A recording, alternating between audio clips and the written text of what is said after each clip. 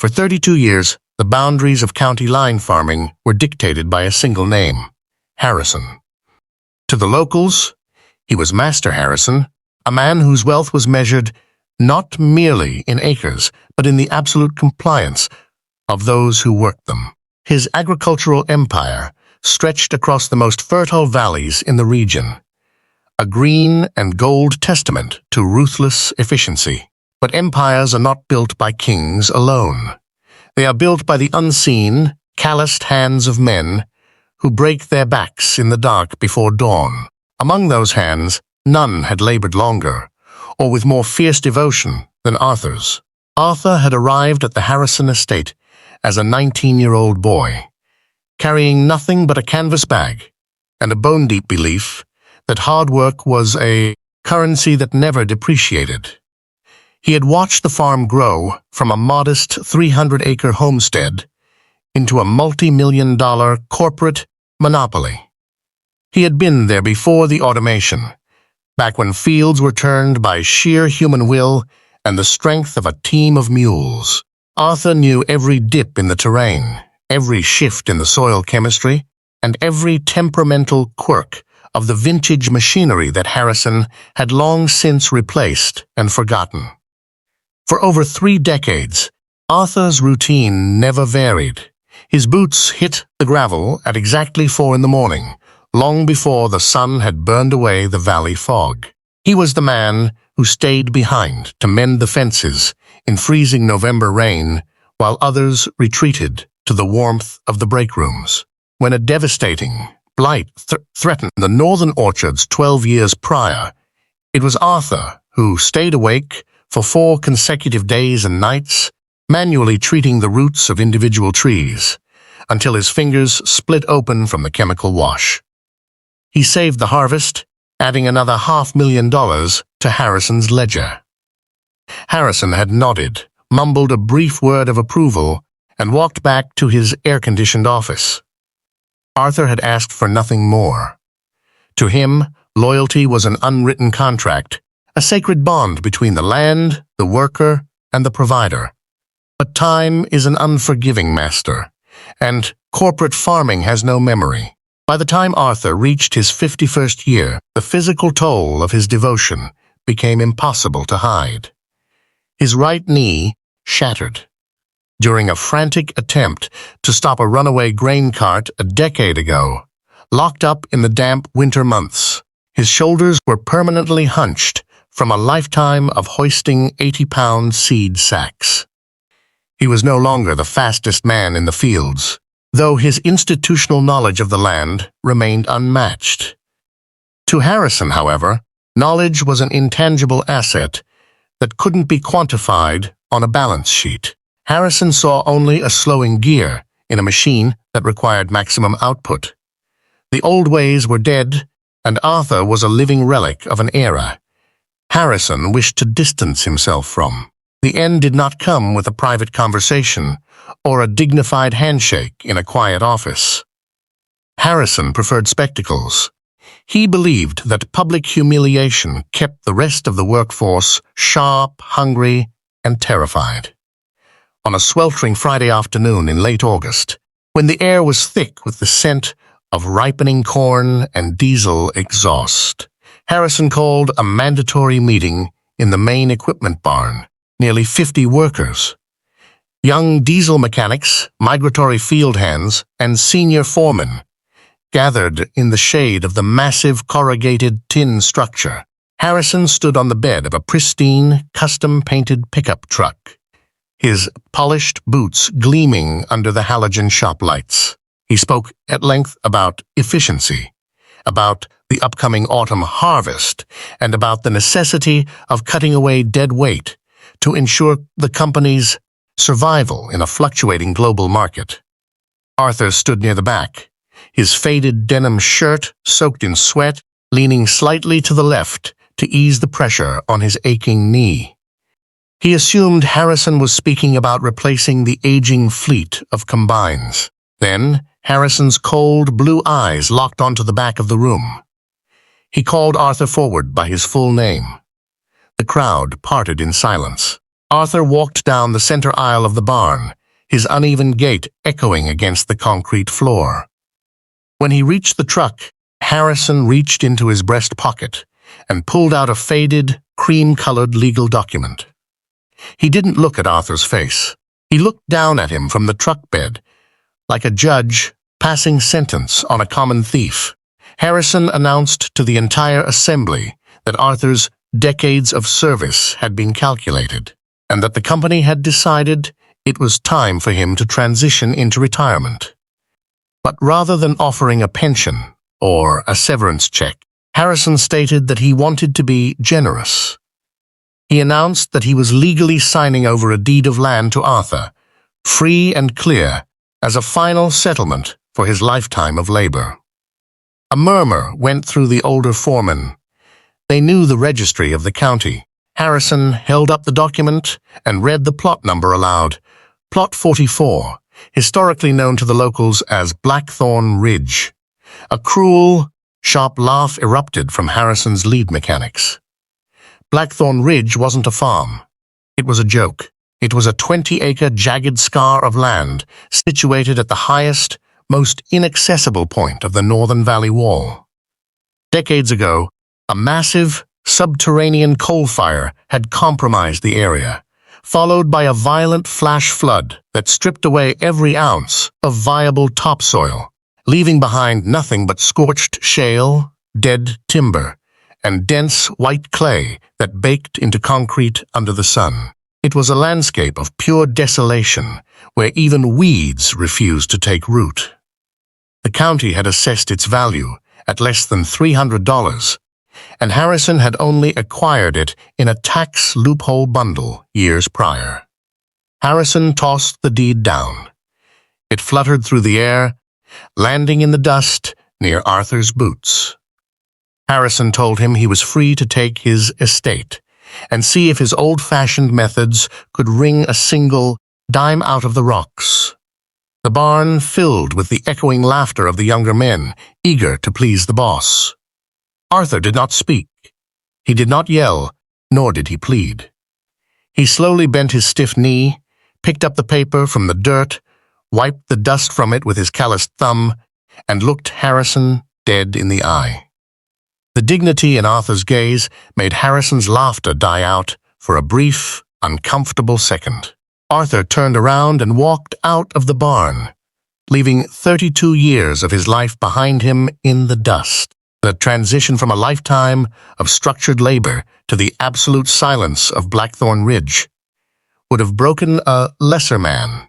Arthur arrived at his new property the following morning, carrying only his old hand tools, a single rusty wheelbarrow, and a dented iron shovel he had purchased with his remaining pocket change. The ridge was even more unforgiving up close than it appeared from the valley below. The access road was nothing more than a washed-out deer trail choked with jagged flint. At the center of the property stood a collapsing, windowless cedar shack that had once been used by sheep herders 40 years ago. The earth beneath his boots felt dead. It was a pale, sickly gray, cross-hatched with deep cracks from the summer heat. There was no water, no electricity, and no shade. From the edge of his rocky bluff, Arthur could look directly down into the lush, emerald-green lowlands of the Harrison corporate fields, where automated irrigation pivots threw millions of gallons of water over endless rows of crops. Occasionally, the distant hum of Harrison's trucks would drift up the ridge, a constant, mocking reminder of what had been stolen from him. The local townspeople viewed Arthur with a mixture of pity and amusement. When he went into the local supply store to buy a pair of heavy work gloves, the clerks whispered behind the counter. Everyone knew the story of the old man who had traded his youth for 20 acres of worthless stone. They expected him to abandon the ridge within a month, to swallow his pride, and to apply for a menial night watchman job at one of Harrison's processing plants. But they did not understand the nature of Arthur's relationship with the earth. To Arthur, the land was not an enemy to be conquered. It was a patient giant that had simply been mistreated. He spent his first 2 weeks on the ridge clearing the skeletal remains of the burnt timber, stacking the charred logs into neat, precise rows to act as windbreaks against the harsh northern gales. He repaired the roof of the cedar shack using discarded tin he salvaged from the county dump, creating a crude but dry place to sleep. By the 3rd week, the true labor began. If he was to grow anything at all to survive the coming winter, he needed to understand what lay beneath the baked crust of the ridge. He chose a small depression near the center of the plot, an area where the shadows of the valley wall lingered longest, hoping against hope that some residual moisture remained in the deep earth. He pushed the spade of his iron shovel against the gray ground. The metal rang out with a sharp, vibrating ping as it struck the concrete-hard clay. His arms shook from the impact. A younger man would have given up after the first 10 minutes, but Arthur simply adjusted his stance, shifted his weight to his good leg, and drove the shovel down again. He worked in a rhythmic, almost meditative state. Drive the shovel, stomp the heel, pry the clay, clear the stone. Hours bled into days. The skin on his hands tore, healed, and formed a secondary layer of thick, leathery armor. He dug a trench 6 feet wide and 4 feet deep, removing hundreds of pounds of jagged shale and dead roots by hand. The sun beat down on his unprotected neck, turning his skin a deep, weathered brick red. On the 5th day of digging, the temperature on the ridge cracked 95 degrees. The air was perfectly still, heavy with the oppressive weight of a late summer drought that was beginning to grip the entire county. Arthur was 4 feet down in his trench, his shirt thrown over a nearby boulder, his chest glistening with sweat. He was attempting to dislodge a massive, stubborn root system belonging to an ancient, lightning-struck oak tree that had died decades before. The root was thick as a man's thigh, anchoring itself deep into the subterranean layers of the ridge. He swung his heavy iron mattock, driving the sharp pick into the dense clay beneath the root. Instead of the dull, thudding sound of earth, or the sharp crack of flint, the tool struck something entirely different. The sound that echoed out of the trench was a deep, metallic, hollow thud. Arthur stopped. He wiped the sweat from his eyes with the back of his forearm and knelt in the dirt. He cleared away the loose gray clay with his bare fingers, exposing a smooth, dark surface that did not belong in a natural geological formation. At first, he thought it was an old piece of agricultural junk, perhaps a buried tractor component from a forgotten homestead. But as he scraped further along the length of the dead root, the object kept going. It was wide, perfectly flat, and constructed of heavy, thick iron plating, fastened together with massive oxidized rivets. The discovery did not look like wealth. It looked like ancient, discarded military-industrial waste. Arthur spent the next 14 hours digging horizontally, tracing the edges of the iron structure. By midnight, under the pale light of a harvest moon, he had uncovered a massive, circular iron hatch, roughly 6 feet in diameter, built directly into the bedrock of the ridge. The surface was heavily pitted with age, covered in a thick layer of rust, but stamped into the center of the plate was a faint, raised insignia, an eagle gripping a gear, flanked by a series of serial numbers dating back to the late 19th century. Arthur recognized the mark. As a boy, his grandfather had told him stories of the old military outposts and industrial reserves established during the expansion era. Fortified underground, supply depots that had been abandoned and forgotten when the rail lines shifted 20 miles south. The county records had completely lost track of them over the generations, burying their locations under layers of property deeds and corporate land grabs. The hatch was sealed with a heavy, threaded iron locking bar that had rusted solid into its housing. Arthur knew that if he tried to force it with raw strength, the brittle iron tool would shatter. He spent the entire next day carrying buckets of discarded motor oil and rendered animal fat up the mountain, pouring the slick mixture directly over the frozen threads of the locking bar, allowing it to seep into the century-old seams. On the third night after the discovery, Arthur returned to the trench with a 12-foot length of heavy galvanized pipe he had found in the ravine. He wedged the pipe into the loop of the locking bar, creating a massive amount of mechanical leverage. He braced his good leg against the earthen wall of the trench, threw his entire body weight against the pipe, and pulled. For a long, agonizing minute, nothing happened. The iron groaned, a deep metal-on-metal screech that sounded like a dying animal. Arthur closed his eyes, his muscles straining to the absolute limit, his veins bulging against his temples. Then, with a sound like a rifle shot, the rust snapped. The locking bar turned an inch, then 2 inches. Within an hour, Arthur had spun the heavy mechanism free. He cleared the remaining debris from the lid, wedged his iron pry bar beneath the seam of the hatch, and hoisted it upward. The heavy plate swung open on massive, hidden counterweights, releasing a sudden, violent rush of air that had been trapped in the dark for over 100 years. The odor that billowed out of the dark was not the smell of rot or decay. It was the scent of damp earth, ancient ozone, and something deeply mineral. Arthur lit a kerosene lantern and lowered it slowly into the dark opening using a length of twine. The flame burned steady and bright, indicating the presence of oxygen. Securing his tools to his belt, Arthur lowered himself into the underground chamber. The lantern light flickered across a vast, vaulted ceiling constructed of reinforced brick and iron arches.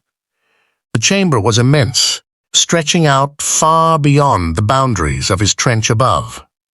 But it wasn't the architectural scale that caused Arthur to drop his lantern in disbelief. It was what was contained within the space. The room was a massive, subterranean military, agricultural, and geological testing vault, established during a long-forgotten government survey initiative. Along the western wall stood rows of perfectly preserved, sealed zinc crates. When Arthur forced one open, he found thousands of glass vials containing pure heirloom seeds from a century ago. Varieties of wheat, barley, and vegetables that had existed before industrial farming had genetically modified the flavor and resilience out of the ecosystem. But the true treasure lay at the center of the vault. The ancient engineers had chosen this specific ridge for a reason. The coal fires of the lower valley had never reached this high. Instead, the subterranean shifts had formed a massive, natural underground basin. The vault was built directly over a colossal, prehistoric deposit of sedimentary greensand and liquid humus. A thick, dark, organic slurry formed from millions of years of ancient marine life and decomposed, prehistoric vegetation trapped beneath the shale. To a city developer, it was just black mud. But to a lifetime farmer like Arthur, it was something far more valuable than gold. It was the rarest, most concentrated natural fertilizer and soil rejuvenator on the planet. A single handful of this dense, nutrient-rich compound could turn dead sand into the most fertile loam imaginable. And because it was trapped in a sealed, subterranean chamber, it had remained completely untouched by modern chemical pesticides, industrial runoff, or radiation. It was millions of tons of pure, biological life waiting to be brought to the surface. Arthur did not celebrate. He did not run to the newspapers, and he did not file a report with the county. He understood the ruthless nature of men like Harrison. If the corporate lawyers discovered what lay beneath Blackthorn Ridge, they would find a legal loophole to void his deed before the sun went down. Arthur closed the iron hatch, covered it with a layer of loose shale and dead brush, and went back to work in absolute secrecy. Using his rusty wheelbarrow, Arthur began bringing up small, controlled amounts of the dark geological slurry every night under the cover of darkness. He mixed the potent, ancient compound with the gray, baked clay of his topsoil, manually turning the earth foot by foot. The transformation was nothing short of miraculous. Within 3 weeks, the sickly gray earth of Blackthorn Ridge turned into a deep, rich, chocolate-brown soil that held moisture like a sponge. While the rest of the counties began to suffer under the worst autumn drought in 50 years, Arthur's land began to breathe. He planted the heirloom seeds he had harvested from the vault, a specific strain of winter rye, and a rare, deep-rooting variety of heritage sweet corn that had not been grown since the 1890s.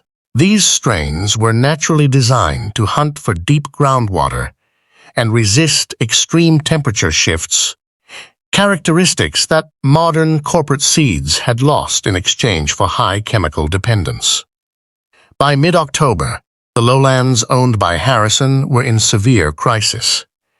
The drought had dried up the local river basins, and the county had placed strict limits on industrial agricultural water consumption.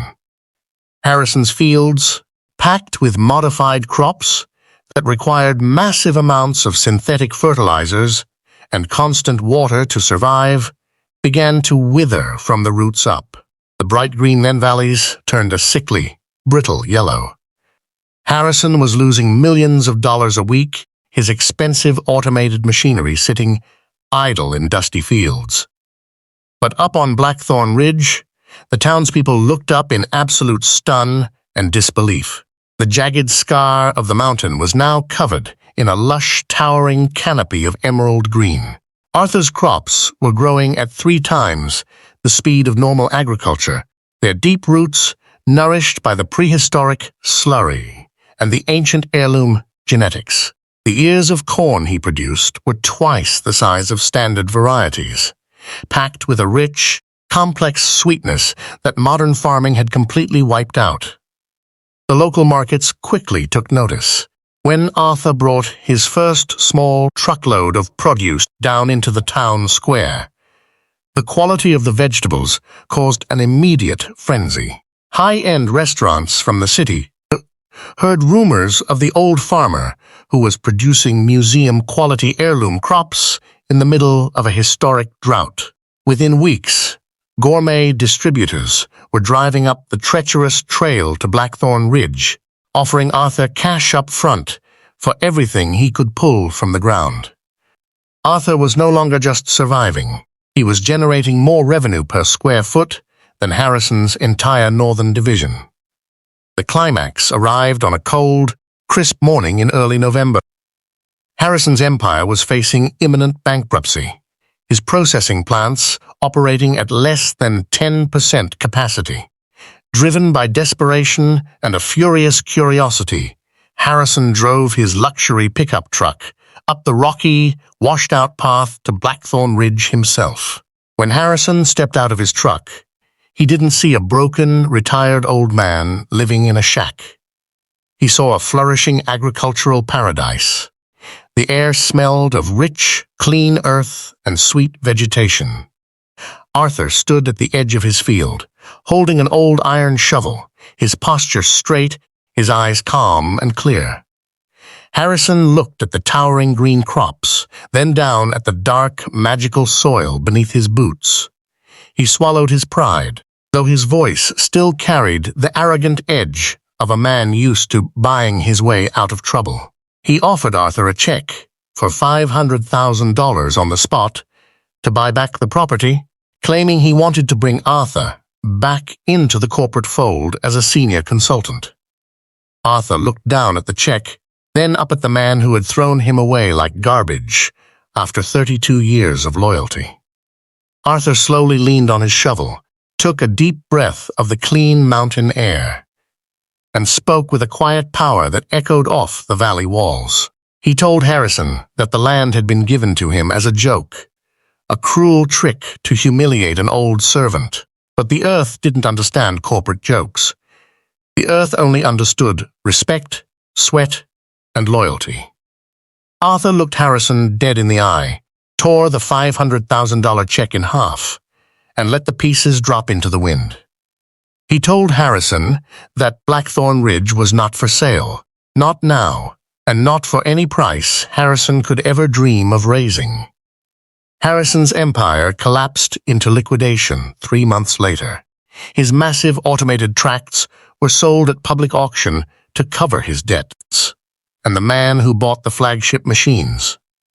It was Arthur who expanded his operations across the ridge, hiring the older, discarded workers from the valley, paying them a living wage, and proving to the world that true wealth is never found in corporate balance sheets, but in the deep, unyielding secrets of the land itself. If you want to discover more incredible, untold stories of rural survival, justice, and the deep secrets hidden within the earth, make sure to hit that subscribe button, turn on notifications, and leave a comment below with your thoughts on Arthur's ultimate revenge.